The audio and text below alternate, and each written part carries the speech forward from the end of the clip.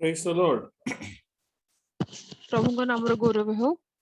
Today we'll go back to our topic on people who encountered Christ. ଆମର ଯୋଉ ବିଷୟ ଆରମ୍ଭ ହୋଇଥିଲା ଆମେ ପୁନର୍ବାର ତାହା ମଧ୍ୟକୁ ଯିବା। ଆମେ ପୁନର୍ବାର ସେହି ବ୍ୟକ୍ତିମାନଙ୍କ ବିଷୟରେ ଦେଖିବା ଯୋଉମାନେ କି ପ୍ରଭୁ ଯୀଶୁ ଖ୍ରୀଷ୍ଟଙ୍କର ସାକ୍ଷାତରେ ଆସିଥିଲେ। Today the fifth person is a person disciple called Philip. ଆଜି ଯୋଉ ପଞ୍ଚମ ବ୍ୟକ୍ତିଙ୍କ ବିଷୟରେ ଦେଖିବା ସେ ହେଉଛନ୍ତି Philip. The very name Philip, we always think about the Philip in the book of Acts. It is not that person, it's an entirely different person. ହୁଏତ ଆମମାନଙ୍କ ମଧ୍ୟରେ ଏ ପ୍ରକାର ଆସିଥାଏ ମନରେ କି ସେ ଯୋଉ ପ୍ରେରିତ ପୁସ୍ତକରେ ଲେଖାଯାଏ ଫିଲିପଙ୍କ ବିଷୟରେ ଆଉ ସେ ବୋଲି କିନ୍ତୁ ସେ ସମାନ ନୁହନ୍ତି, ସେ ଭିନ୍ନ ଅଟନ୍ତି। Okay, so we'll turn our Bibles to John's Gospel chapter 1. ଆମେ ଯୋହନ ତାର ଏକ ପର୍ବ ମଧ୍ୟକୁ ଯିବା। Verses 43 to 46. ଆମେ ତାର 43 ରୁ 46 ପଦ ଆମେ ପଢିବା। ଯୋହନ ଏକ ପର୍ବ 43 ରୁ 46। ତହିଁ ଆର ଦିନ ଯୀଶୁ ଗାଲିଲିକୁ ବାହାରି ଯିବା ପାଇଁ ଇଚ୍ଛା କଲେ। ଆଉ ସେ ଫିଲିପଙ୍କ ଦେଖା ପାଇ ତାଙ୍କୁ କହିଲେ, ମୋହର ଅନୁଗମନ କର। ଫିଲିପ ବେଥସାଇଦାର ଲୋକ ଥିଲେ। ତାହା ଆନ୍ଦ୍ରିୟ ଓ ପିତରଙ୍କର ନଗର ଥିଲା। ଫିଲିପ ନିଥିନିଏଲଙ୍କ ଦେଖା ପାଇ ତାଙ୍କୁ କହିଲେ, ଯାହାଙ୍କ ବିଷୟରେ ମୂଷା ବ୍ୟବସ୍ଥାରେ ଲେଖିଅଛନ୍ତି ପୁଣି ଭାବବାଦୀ ମାନେ ମଧ୍ୟ ଲେଖିଅଛନ୍ତି, ଆମ୍ଭେମାନେ ତାହାଙ୍କର ଦେଖା ପାଇଅଛୁ। ସେ ଯୋସେଫଙ୍କ ପୁତ୍ର ନାଜରିତୀୟ ଯୀଶୁ। ନିଥନିଏଲ ତାଙ୍କୁ ପଚାରିଲେ, ନାଜରିତରୁ କି କୌଣସି ଉତ୍ତମ ବିଷୟ ଉତ୍ପନ୍ନ ହୋଇପାରେ? ଫିଲିପ ତାଙ୍କୁ କହିଲେ, ଆସି ଦେଖ। Okay, very little is mentioned about this apostle Philip. ଏଠାରେ ଯଦି ଆମେ ଦେଖିବା ଫିଲିପଙ୍କ ବିଷୟରେ ଅତି କମ ଭାବରେ ଲେଖାଯାଏ।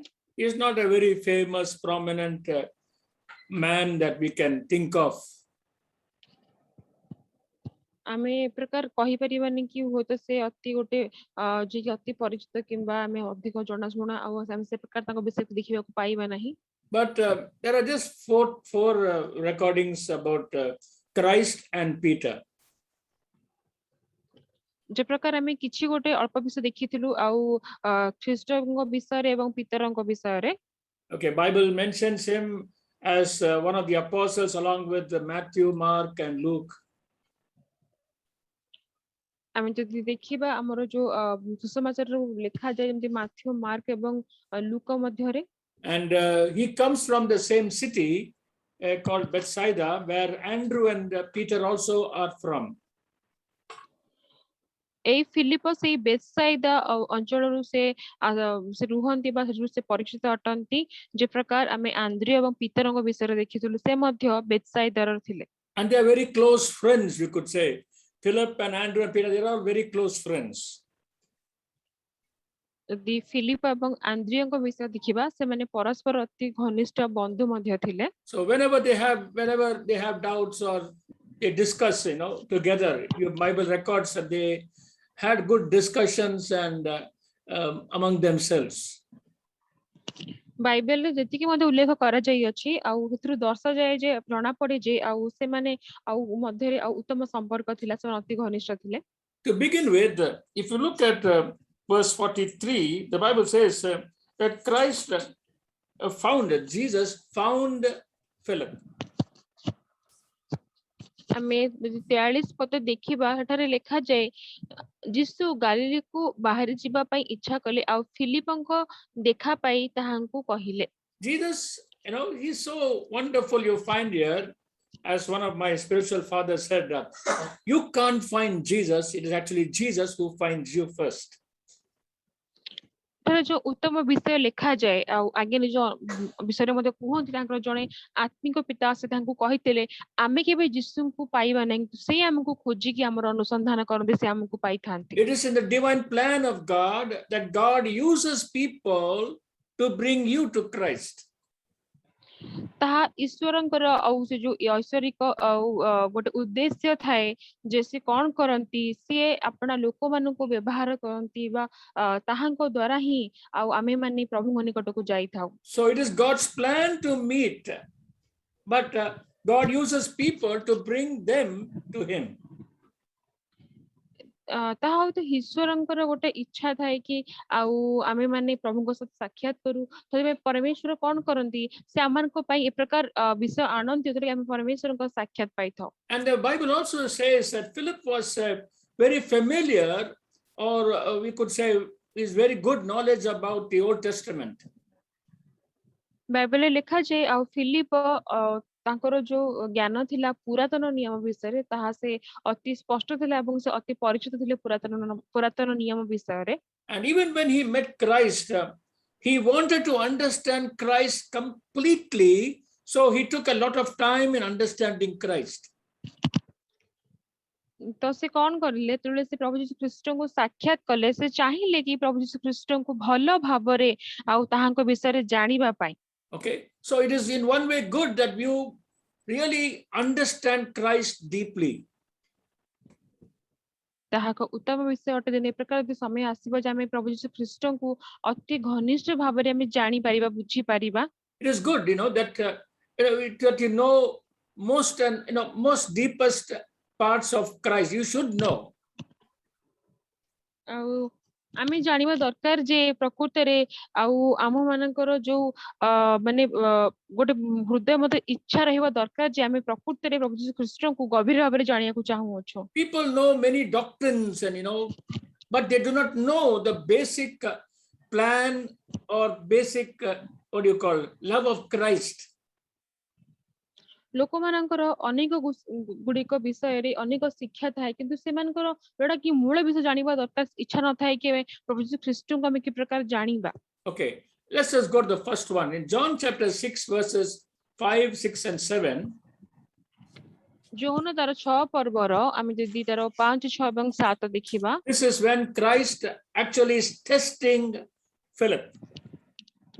ଏଠାରେ ପ୍ରଭୁ ଯୀଶୁ ଖ୍ରୀଷ୍ଟ ସେ ଫିଲିପଙ୍କୁ ପ୍ରକୃତରେ ପରୀକ୍ଷା କରୁଅଛନ୍ତି। ପୁଣି ଯୀଶୁ okay let me read now. ପୁଣି ଯୀଶୁ ଦୃଷ୍ଟିପାତ କରି ବହୁ ସଂଖ୍ୟକ ଲୋକଙ୍କୁ ଆପଣା ନିକଟକୁ ଆସିବା ଦେଖି ଫିଲିପଙ୍କୁ କହିଲେ, ଏମାନଙ୍କର ଭୋଜନ ନିମନ୍ତେ ଆମ୍ଭେମାନେ କେଉଁଠାରୁ ରୋଟି କିଣିବା? କିନ୍ତୁ ସେ ତାହାଙ୍କୁ ପରୀକ୍ଷା କରିବା ଉଦ୍ଦେଶ୍ୟରେ ଏହା କହିଲେ, କାରଣ ସେ କଣ କରିବାକୁ ଯାଉଅଛନ୍ତି ତାହା ସେ ନିଜେ ଜାଣିଥିଲେ। ଫିଲିପ ତାହାଙ୍କୁ ଉତ୍ତର ଦେଲେ, ପ୍ରତ୍ୟେକ ଜଣ ଟିକିଏ ପାଇବା ପାଇଁ ଏମାନଙ୍କ ନିମନ୍ତେ 100 ଟଙ୍କାର ରୋଟି ଯଥେଷ୍ଟ ନୁହେଁ। Now this miracle itself, you can say, was a place where God wanted to actually teach Philip something about Christ himself. ଏହି ସ୍ଥାନରେ ପ୍ରକୃତରେ ପ୍ରଭୁ ଯୀଶୁ ଖ୍ରୀଷ୍ଟ ଫିଲିପଙ୍କୁ କିଛି ଗୋଟେ ଶିକ୍ଷା ଦେବାକୁ ଚାହୁଁଥିଲେ ଯେ ପ୍ରକୃତ ପ୍ରଭୁ ଯୀଶୁ ଖ୍ରୀଷ୍ଟଙ୍କର ବ୍ୟକ୍ତିତ୍ୱ ବା ସେ କଣ ଅଟନ୍ତି ଆଉ ସେ କିଏ ଅଟନ୍ତି ତାହାଙ୍କ ବିଷୟରେ। So this 5,000 feeding which we always preach and we heard so many messages actually is to teach one man called Philip something beautiful about Jesus himself. ଆମେ ଯଦି ଦେଖିବା ଉତ୍ତର ନିୟମର ହୁଏତ ଅନେକ ଗୁଡିଏ ଆଉ ପ୍ରଭୁଙ୍କର ଆଶ୍ଚର୍ଯ୍ୟ କାର୍ଯ୍ୟ ମଧ୍ୟରେ 5,000 ଲୋକଙ୍କୁ ଯୋଉ ଖାଦ୍ୟ ଖୁଆଇବାର ବିଷୟ ଆସେ, ହୁଏତ ସେ ଗୋଟିଏ ଘଟଣା ଏତେ ଲୋକଙ୍କୁ ଖାଦ୍ୟ ଖୁଆଇବାର ବିଷୟ ହୁଏତ ଜଣେ ବ୍ୟକ୍ତିଙ୍କ ପାଇଁ ହୋଇଥିଲା ଯେ କି ଫିଲିପ ଥିଲେ। ପ୍ରକୃତରେ ପ୍ରଭୁ ଯୀଶୁ ଖ୍ରୀଷ୍ଟ ଆଉ ଫିଲିପଙ୍କୁ ସେ କିଛି ଗୋଟେ ବିଷୟ ଆଉ ସେ ଶିକ୍ଷା ଦେବାକୁ ଚାହୁଁଥିଲେ। It was a very big miracle, but you find actually it was just for the sake of one man.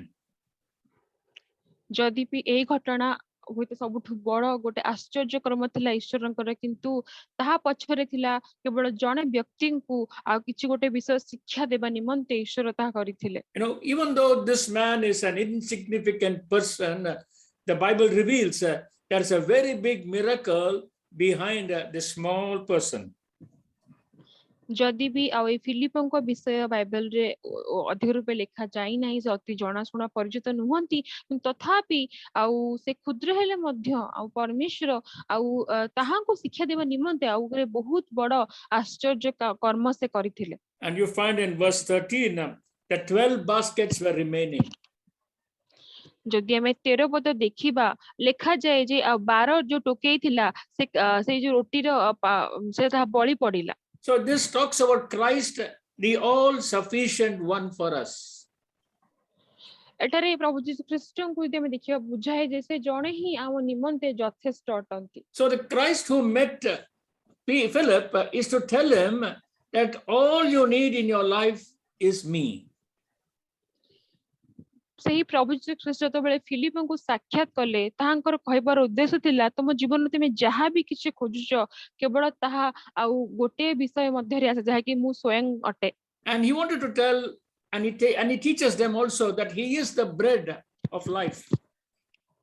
ଏବଂ ସେ ତାହାଙ୍କୁ ଶିକ୍ଷା ଦେବାକୁ ଚାହୁଁଥିଲେ ଆଉ ସେ ହିଁ ପ୍ରକୃତରେ ଆଉ ଆମ ଜୀବନର ଆଉ ଯେ ରୋଟି ଅଟନ୍ତି। And even though in this lesson, in this episode, you find that Christ was removing those physical things in his life. ଯଦି ଆମେ ଏଇ ଅଧ୍ୟାୟ ଗୁଡିକ ପଢିବା ଲେଖାଯାଏ କି ସେଇ ତାହାଙ୍କ ଜୀବନରେ ଥିବା ଫିଲିପଙ୍କ ଜୀବନରେ ଥିବା ସମସ୍ତ ଶାରୀରିକ ବିଷୟ ଗୁଡିକୁ ପ୍ରଭୁ ଯୀଶୁ ଖ୍ରୀଷ୍ଟ ବାହାର କରିବାକୁ ଚାହୁଁଥିଲେ। He asked him, no, what shall we do? I want to feed these people. What shall we do? ସେଥିପାଇଁ ପ୍ରଭୁ ତାଙ୍କୁ ପଚାରିଲେ କି ମତେ ଏହି ଲୋକମାନଙ୍କୁ ଖାଦ୍ୟ ପ୍ରକାର ଦେବାର ଅଛି ତ ମତେ କଣ କରିବାକୁ ହେବ? And he said, sir, we don't have so much of money to buy food. ଏବଂ ସେମାନେ ସେ କହିଲେ କି ପ୍ରଭୁ ଆଉ ଆମ ପାଖରେ ଯଥେଷ୍ଟ ଟଙ୍କା ମଧ୍ୟ ନାହିଁ ଆମେ ଖାଦ୍ୟ କିଣିକି ଆଣିବା ନିମନ୍ତେ। Oh, let us always look to Christ in all our difficult times. He is an all sufficient God. ସେଥିପାଇଁ ଆସନ୍ତୁ ଆମେ ଆଉ ସମସ୍ତ ବିଷୟରେ ଆମେ ପ୍ରଭୁ ଯୀଶୁ ଖ୍ରୀଷ୍ଟଙ୍କର ଦୃଷ୍ଟିପାତ କରିବା ଆଉ ସବୁବେଳେ ଆମେ ଜାଣିବା ଯେ ଆଉ ସମସ୍ତ ବିଷୟର ଆଉ ଏକମାତ୍ର ଯେ ଯୋଗେଇବା ପରମେଶ୍ୱର ବା ସମସ୍ତଙ୍କ ବିଷୟରେ ଯିଏ ଏକମାତ୍ର ଯଥେଷ୍ଟ ଯିଏ ଅଟନ୍ତି ସେ କେବଳ ପ୍ରଭୁ ଯୀଶୁ ଖ୍ରୀଷ୍ଟ ହିଁ ଅଟନ୍ତି। The next time you find about Philip is in the Gospel of John again, chapter 12. ପୁନର୍ବାର ଆମେ ଫିଲିପଙ୍କ ବିଷୟ ସେଇ ଯୋହନ ର ଆମେ 12 ପର୍ବ ମଧ୍ୟରେ ଦେଖିପାରିବା। If you read verses 20 and 21, ଯଦି ଆମେ 20 ଏବଂ 21 ପଦ ପଢିବା ପର୍ବ ସମୟରେ ଉପାସନା କରିବା ନିମନ୍ତେ ଆସିଥିବା ଯାତ୍ରୀମାନଙ୍କ ମଧ୍ୟରେ କେତେକ ଗ୍ରୀକ ଲୋକ ଥିଲେ ସେମାନେ ଗାଲିଲିସ୍ଥ ବେଥସାଇଦା ନିବାସୀ ଫିଲିପଙ୍କ ନିକଟକୁ ଆସି ତାହାଙ୍କୁ ଅନୁରୋଧ କରି କହିଲେ ମହାଶୟ ଯୀଶୁଙ୍କୁ ଦର୍ଶନ କରିବା ନିମନ୍ତେ ଆମ୍ଭମାନଙ୍କର ଇଚ୍ଛା। Now Philip was having a Greek name and he knew lot of Greek people. ଫିଲିପଙ୍କର ଏକ ଗ୍ରୀକ ନାମ ମଧ୍ୟ ଥିଲା ଏବଂ ଅନେକ ଲୋକମାନଙ୍କର ମଧ୍ୟ ସେ ପରିଚିତ ବା ଜଣାଶୁଣା ଥିଲେ।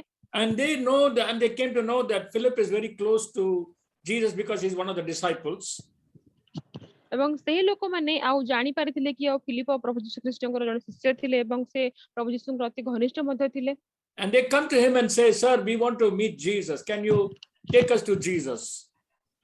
ସେଥିପାଇଁ ସେମାନେ ତାହାଙ୍କ ନିକଟକୁ ଆସି କହିଲେ ଆଜ୍ଞା ଆମେ ଯୀଶୁଙ୍କୁ ଭେଟିବାକୁ ଚାହୁଁଛୁ ଆଉ ତୁମେ କଣ ଆମକୁ ତାହାଙ୍କ ନିକଟକୁ ଘେନିଯିବ କି? And then you find that when they come and they talk to Jesus, he talks to all the disciples there, and they go to Jesus, and Jesus tells to them, the hour has not come that I must be glorified.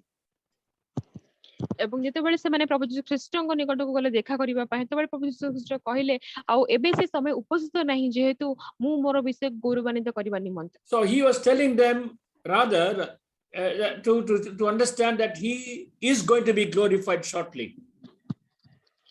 ତାହାର ଅର୍ଥ ଥିଲା ଯେ ପ୍ରଭୁ ଯୀଶୁ ଖ୍ରୀଷ୍ଟ ଆଉ ତାହାଙ୍କୁ ସେମାନଙ୍କୁ ବୁଝେଇବାକୁ ଚାହୁଁଥିଲେ କି ଆଉ କିଛି କ୍ଷଣ ହୁଏତ ମଧ୍ୟରେ ଆଉ ବା ସମୟ ବ୍ୟବଧାନରେ ଆଉ ସେ ନିଜକୁ ଗୌରବାନ୍ୱିତ କରିବାକୁ ଯାଉଅଛନ୍ତି। People came there to see Jesus because he raised Lazarus from the dead. ଲୋକମାନେ ପ୍ରଭୁ ଯୀଶୁ ଖ୍ରୀଷ୍ଟଙ୍କୁ ଆଉ ଏଥିପାଇଁ ଦେଖିବା ନିମନ୍ତେ ଆସୁଥିଲେ କାରଣ ସେ ଲାଜରଙ୍କୁ ମୃତ୍ୟୁରୁ ସେ ଆଉ ଜୀବିତ କରିଥିଲେ। So Jesus became very famous as the man who raised a man 4 days dead. He raised him and he became a very famous man. ତ ଲୋକମାନଙ୍କ ନିକଟରେ ପ୍ରଭୁ ଯୀଶୁଙ୍କର ଏ ବିଷୟ ଅତି ଭାବରେ ପ୍ରଚଳିତ ହୋଇଯାଇଥିଲା କି ଜଣେ ବ୍ୟକ୍ତି ଯିଏକି 4 ଦିନର ମଢାକୁ ଆଉ ସେ ପୁନର୍ବାର ଆଉ ଜୀବିତ କରିଥିଲେ। And when they came to Philip that we may go and meet Jesus, Jesus tells him, more than this miracle, something is about to take place that I myself I'm going to be raised from the dead. ଆଉ ଯେତେବେଳେ ସେମାନେ ଆଉ ତାହାଙ୍କ ନିକଟକୁ ଆସିକି କହିଲେ କି ଆମେ ମାନେ ଭେଟିବାକୁ ଯାଉଛୁ ପ୍ରଭୁ ଯୀଶୁଙ୍କୁ, ତ ପ୍ରଭୁ ଯୀଶୁ ତାଙ୍କୁ ସେ ହିଁ ବୁଝେଇ କହିଲେ। ଆଉ ସେ ଯୋଉ ବିଷୟ ଥିଲା ପ୍ରଭୁଙ୍କର ଗୌରବ କରିବାର ବିଷୟ, ତାହା କହିଲେ ମୁଁ ହିଁ ସେଇ ବିଷୟକୁ ପ୍ରକାଶ କରିବାକୁ ଯାଉଅଛି। Verse 24. ଆମେ ଯଦି 24 ପଦ ପଢିବା, ଲେଖାଯାଏ, ସତ୍ୟ ସତ୍ୟ ମୁଁ ତୁମମାନଙ୍କୁ କହୁଅଛି, ଗହମ ବୀଜ ଯଦି ମୃତ୍ତିକାରେ ପଡି ନ ମରେ, ତାହେଲେ ତାହା ଏକମାତ୍ର ଥାଏ, କିନ୍ତୁ ଯଦି ମରେ, ତାହେଲେ ବହୁତ ଫଳ ଫଳେ। So Christ was not after being a famous person, but rather he wanted to glorify the Heavenly Father. ପ୍ରଭୁ ଯୀଶୁ ଖ୍ରୀଷ୍ଟ ସେ ଚାହୁଁନଥିଲେ କି ଏ ପ୍ରକାର ଆଶ୍ଚର୍ଯ୍ୟ କର୍ମ ଦ୍ୱାରା ଲୋକମାନଙ୍କ ନିକଟରେ ପରିଚିତ ହେବା ନିମନ୍ତେ, କିନ୍ତୁ ତାହାଙ୍କର ଉଦ୍ଦେଶ୍ୟ ଥିଲା କେବଳ ସେ ସ୍ୱର୍ଗୀୟ ପିତାଙ୍କୁ ଗୌରବ ଦେବା, ଗୌରବାନ୍ୱିତ କରିବା। That can take place only if he dies on the cross of Calvary. ଏବଂ ସେତେବେଳେ ଆଉ ସେଇ ବିଷୟ କେତେବେଳେ ଘଟିଥାନ୍ତା, ଯେତେବେଳେ ପ୍ରଭୁ ଯୀଶୁ ଖ୍ରୀଷ୍ଟ ଯାଇକି କାଳରୁ କ୍ରୁଶରେ ଆଉ ନିଜ ପ୍ରାଣକୁ ଦେବେ, ସେତେବେଳେ ହିଁ ସେଇ ବିଷୟ ଗୌରବର ବିଷୟ ଘଟିବ। Usually people will be carried away by fame, they forget their purpose, they get carried away by people coming and seeing them, they become famous, but Jesus was not like that. He was a focused person. ଅନେକ ଲୋକମାନେ ସେମାନେ ଏ ପ୍ରକାର ନିଜର ନାମ ଦ୍ୱାରା ପ୍ରଚଳିତ ହୁଅନ୍ତି, ସେମାନେ ଆଉ ବହୁତ କିଛି ବିଷୟକୁ ଭୁଲି ଯାଆନ୍ତି ଏବଂ ସେଇ ବିଷୟକୁ ଧରିକି ଆଗକୁ ବଢନ୍ତି, କିନ୍ତୁ ପ୍ରଭୁ ଯୀଶୁ ଖ୍ରୀଷ୍ଟ ସମ୍ପୂର୍ଣ୍ଣ ଭିନ୍ନ ଥିଲେ ଏବଂ ତାହାଙ୍କର ଉଦ୍ଦେଶ୍ୟ ହିଁ ସମ୍ପୂର୍ଣ୍ଣ ଅଲଗା ଥିଲା। And the third, you find the fourth time the Bible says in John chapter 14. ଚତୁର୍ଥ ଥର ଆମେ ଦେଖିପାରିବା ଯୋଉଟା କି ବାଇବେଲରେ ଲେଖାଯାଏ ସେଇ ଯୋହନର 14 ପର୍ବ। If you read verses 7, 8, 9, 7 and 8. ସେଇ 14 ପର୍ବର 7 ଏବଂ 8 ପଦ ପଢିବା, ଲେଖା 7, 8 and 9. 7, 8 ଏବଂ 9 ପଦ ପଢିବା, ଲେଖାଯାଏ, ଯଦି ତୁମେମାନେ ମତେ ଜାଣିଥାନ୍ତ, ତାହେଲେ ମୋର ପିତାଙ୍କୁ ମଧ୍ୟ ଜାଣିଥାନ୍ତ। ଏବେ ହିଁ ତାହାଙ୍କୁ ଜାଣୁଅଛ ଓ ତାହାଙ୍କୁ ଦେଖିଅଛ। ଫିଲିପ ତାହାଙ୍କୁ କହିଲେ, ପ୍ରଭୁ, ଆମ୍ଭମାନଙ୍କୁ ପିତାଙ୍କୁ ଦର୍ଶନ କରାନ୍ତୁ, ତା ଆମ୍ଭମାନଙ୍କର ନିମନ୍ତେ ଯଥେଷ୍ଟ। ଯୀଶୁ ତାହାଙ୍କୁ କହିଲେ, ଫିଲିପ, ଏତେ କାଳ ମୁଁ ତୁମମାନଙ୍କ ସାଙ୍ଗରେ ଅଛି, ଆଉ ତୁମେ କଣ ମତେ ଜାଣିଲ ନାହିଁ ଯେ ମତେ ଦର୍ଶନ କରିଅଛି ସେ ପିତାଙ୍କୁ ଦର୍ଶନ କରିଅଛି। ଆମ୍ଭମାନଙ୍କୁ ପିତାଙ୍କୁ ଦର୍ଶନ କରାନ୍ତୁ ବୋଲି ତୁମେ କିପରି କହୁଅଛ? Now this dialogue is taking place just after the last communion supper. এই ଯୋଉ ଘଟଣା ଆମେ ଦେଖୁଅଛୁ ତାହା କେତେବେଳେ ଘଟିଅଛି? ପ୍ରଭୁ ଯୀଶୁଙ୍କର ଯେତେବେଳେ ନିସ୍ତାର ପର୍ବର ରୋଟି ଭାଙ୍ଗିବାର ଶୀଘ୍ର ମାନେ ତତ୍କ୍ଷଣାତ୍ এই ବିଷୟ ଘଟିଅଛି। And you see that Christ is a little bit amazed that I have been with you so long and still you don't have a clear picture about me. ଆଉ ଏଠାରେ ପ୍ରଭୁ ଯୀଶୁ ଖ୍ରୀଷ୍ଟ ତାହାଙ୍କୁ ଆଶ୍ଚର୍ଯ୍ୟ ରୂପେ କହୁଅଛନ୍ତି କି ମୁଁ ତୁମମାନଙ୍କ ସହିତ ଏତେ ସମୟ ମୁଁ ରହିକି ଆସିଅଛି, ତୁମେ ତଥାପି ମତେ ଆଉ ଏ ବିଷୟରେ ତୁମେ ପ୍ରଶ୍ନ ମତେ କରୁଅଛ। Look at verse 9. ଆମେ 9 ପଦ ଦେଖିବା। ଯୀଶୁ ତାହାଙ୍କୁ କହିଲେ, ଫିଲିପ, ଏତେ କାଳ ମୁଁ ତୁମମାନଙ୍କ ସାଙ୍ଗରେ ଅଛି, ଆଉ ତୁମ୍ଭେ କଣ ମତେ ଜାଣିଲ ନାହିଁ ଯେ ମତେ ଦର୍ଶନ କରିଅଛି ସେ ପିତାଙ୍କୁ ଦର୍ଶନ କରିଅଛି। ଆମ୍ଭମାନଙ୍କୁ ପିତାଙ୍କୁ ଦର୍ଶନ କରାନ୍ତୁ ବୋଲି ତୁମ୍ଭେ କିପରି କହୁଅଛ? Now there is a question for us today. ଆଜି ଏହି ପ୍ରଶ୍ନ ଆମ୍ଭମାନଙ୍କ ନିମନ୍ତେ ମଧ୍ୟ ଅଛି। How much you know about Jesus? ପ୍ରଭୁ ଯୀଶୁ ଖ୍ରୀଷ୍ଟଙ୍କ ବିଷୟରେ ଆମେ ମାନେ କେତେ ଜାଣୁ? Philip was a very godly, spiritual person. Philip ଜଣେ ଅତି ଆଉ ଧାର୍ମିକ ଥିଲେ ଏବଂ ସେ ଆଉ ଈଶ୍ୱରଙ୍କ ନିକଟବର୍ତ୍ତୀ ଆଉ ସେ ଲୋକ ଥିଲେ। Maybe he was slow in understanding the truth. ଯଦି ବି ହୁଏତ ତାଙ୍କର ଚିନ୍ତାଧାରାର ଭାବନା ଥିଲା ଗୋଟେ କଥାକୁ ବୁଝିବା ନିମନ୍ତେ ସେ ଅତି ଧୀର ହୁଏତ ବୁଝୁଥିଲେ। But you find a deep hunger that he is not going to remain silent till he gets the answer. କିନ୍ତୁ ତାହାଙ୍କ ମଧ୍ୟରେ ଗୋଟେ କ୍ଷୁଧା ଥିଲା ଯେ ଗୋଟେ ବିଷୟର ଉତ୍ତର ନ ପାଇବା ପର୍ଯ୍ୟନ୍ତ ସେ ଚୁପ ହେଇକି ରହୁନଥିଲେ। And Christ is, in one way appreciates him. And he says, I have been with you so long and still you are lingering with that little doubt in your mind. ଆଉ ପ୍ରଭୁ ଯୀଶୁ ଖ୍ରୀଷ୍ଟ ତାଙ୍କୁ ଉତ୍ସାହିତ କରିକି କହୁଅଛନ୍ତି କି ଯେହେତୁ ମୁଁ ତୁମ ସହିତ ଏତେ କାଳ ରହିକି ଆସିଲି ତଥାପି ତୁମେ ମାନେ ଆଉ ଏହି ପ୍ରଶ୍ନ ମତେ ପଚାରୁଅଛ। You know, according to the Jews, they worship God the Father. ଯିହୁଦୀ ମାନଙ୍କ ଅନୁସାରେ ଆଉ ସେମାନେ ପିତା ପରମେଶ୍ୱରଙ୍କୁ କେବଳ ସେବା ଆଉ ଉପାସନା ସେମାନେ କରନ୍ତି। So their all worship is all directed to Heavenly Father as Jehovah. ଆଉ ସେମାନଙ୍କର ଯୋଉ ସିଧାସଳଖ ପ୍ରାର୍ଥନା ଉପାସନା ଥାଏ ତାହା କେବଳ ସ୍ୱର୍ଗୀୟ ପିତା ଆଉ ଜିହୋବାଙ୍କ ନାମରେ ହିଁ ଥାଏ। So when Christ said that I am the son of Jehovah, they got angry with him and they wanted to stone him because he was calling upon or equaling himself with the Father. ଏବଂ ଯେତେବେଳେ ପ୍ରଭୁ ଯୀଶୁ ଖ୍ରୀଷ୍ଟ ସେ ନିଜର ପରିଚୟ ଦେଲେ ଆଉ ଈଶ୍ୱରଙ୍କ ନିଜେ ଈଶ୍ୱର ବୋଲି ଯେତେବେଳେ ସେ କହିଲେ ଆଉ ସେତେବେଳେ ସେମାନେ ଯିହୁଦୀ ଲୋକମାନେ ସେମାନେ କ୍ରୋଧାନ୍ୱିତ ହେଇଗଲେ ରାଗିଗଲେ ତାହାଙ୍କୁ ପଥର ମାରିବା ନିମନ୍ତେ ସେମାନେ ଚେଷ୍ଟା କଲେ। And that was one of the reasons also during the what's it called, the final what you call case going on before Christ in Pilate. They said this man is calling himself as equaling himself with the Heavenly Father. It's blasphemy. ଏବଂ ପ୍ରଭୁ ଯୀଶୁ ଖ୍ରୀଷ୍ଟଙ୍କର ଯେତେବେଳେ ସେମାନେ ପ୍ରଭୁ ଯୀଶୁଙ୍କ ବିଷୟରେ ତାହେଲେ ଆରୋପ କରୁଥିଲେ ଏବଂ ତାଙ୍କର ଶେଷ ବିଚାର ସମୟରେ ମଧ୍ୟ ସେଇ ଲୋକମାନେ ଆଉ ପିଲାତଙ୍କ ନିକଟରେ ଏହି ବିଷୟ ରଖିଲେ ଯେ ଆଉ ଏହି ବ୍ୟକ୍ତି ଆଉ ସେ ନିଜକୁ ଈଶ୍ୱର ବୋଲି କହିକି ଈଶ୍ୱର ନିନ୍ଦା କରୁଅଛି। Now maybe we don't know what is the mind of Philip for him to ask this question, but what is your opinion about Jesus Christ? ହୁଏତ ଆଜ୍ଞା କୁହନ୍ତି ଏଠାରେ ଫିଲିପଙ୍କର ଉଦ୍ଦେଶ୍ୟ କଣ ଥିଲା ତ ଆମେ ଜାଣୁନାହୁଁ ସେ କାହିଁକି ସେ ପ୍ରଶ୍ନ ପଚାରିଲେ କିନ୍ତୁ ଆଜି ଆମେ ନିଜକୁ ପ୍ରଶ୍ନ ପଚାରିବେ କି ଆଜି ଆମର ନିଜର ଭାବନା ପ୍ରଶ୍ନ ଯାହା ବି କିଛି ଅଛି ତା ପ୍ରଭୁ ଯୀଶୁ ଖ୍ରୀଷ୍ଟଙ୍କ ନିମନ୍ତେ ଆମେ କଣ ଭାବୁଅଛୁ। God has done so many miracles in our life. परमेश्वर ଆମ ଜୀବନରେ ଆଜି ଅନେକ ଗୁଡ଼ିଏ ଆଶ୍ଚର୍ଯ୍ୟ କର୍ମ କରିଅଛନ୍ତି। Time and again God takes care of us in all small beautiful things. ଏବଂ ସମୟାନୁକ୍ରମେ ପରମେଶ୍ୱର ଆମ ଜୀବନର ଛୋଟ ବଡ଼ ପ୍ରତ୍ୟେକ ଗୋଟେ ବିଷୟରେ ସେ ଆମର ଯତ୍ନ ନେଇକି ଆସୁଅଛନ୍ତି। Sometimes some people say unless God does some big miracle will I believe in Jesus. That is wrong. ଅନେକ ଲୋକମାନେ ଏ ପ୍ରକାର କହିଥାନ୍ତି ଯୋଉ ପର୍ଯ୍ୟନ୍ତ ଆଉ ପରମେଶ୍ୱର ମୋ ଜୀବନ ଗୋଟେ ବଡ଼ ଆଶ୍ଚର୍ଯ୍ୟ କର୍ମ କରିବେନି ହୁଏତ ସେ ପର୍ଯ୍ୟନ୍ତ ମୁଁ ବିଶ୍ୱାସ କରିବି ନାହିଁ କିମ୍ବା ପରମେଶ୍ୱର ନିକଟକୁ ଯିବି ନାହିଁ କିନ୍ତୁ ତାହା ସମ୍ପୂର୍ଣ୍ଣ ଭୁଲ ଅଟେ। The very breath that you have is only because of the grace of God. ଆଜି ଯୋଉ ନିଶ୍ୱାସ ବି ଆମେ ନଉଛୁ ତାହା କେବଳ ପରମେଶ୍ୱରଙ୍କର ସେଇ ଅନୁଗ୍ରହ ସକାଶେ ଆମେ ପାଇଅଛୁ। We know that he is the savior who died for us on the cross of Calvary. କାରଣ ଆମେ ଜାଣୁ କାରଣ ସେହି ଜଣେ ତ୍ରାଣକର୍ତ୍ତା ରକ୍ଷାକର୍ତ୍ତା ପରମେଶ୍ୱର ଯିଏକି ଆମକୁ ବଞ୍ଚିବା ନିମନ୍ତେ କାଲବରୀ କ୍ରୁଶରେ ଆପଣା ପ୍ରାଣ ସେ ଦେଲେ। And as we close this evening, I want you to ask yourselves, how strong is your relationship with God?